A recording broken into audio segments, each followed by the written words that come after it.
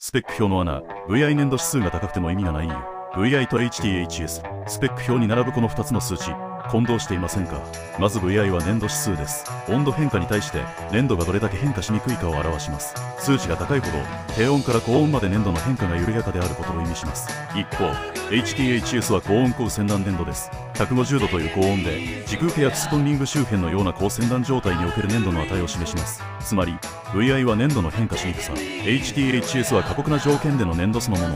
この2つは全く別の指標です。ここで関係してくるのが前回まで紹介してきた VI 工場剤です。 VI 工場剤を使えば硬い VI を作ることができます。しかし HTHS が測定されるような高温高先端条件ではポリマーは細長く引き伸ばされ本来の増粘効果を発揮しにくくなります。そのため VI の数値がどれだけ高くても HTHS の値まで比例して高くなるとは限らないという現象が起こります。スペック表を見るときは VI だけでなく HTHS も合わせて見ることが重要です。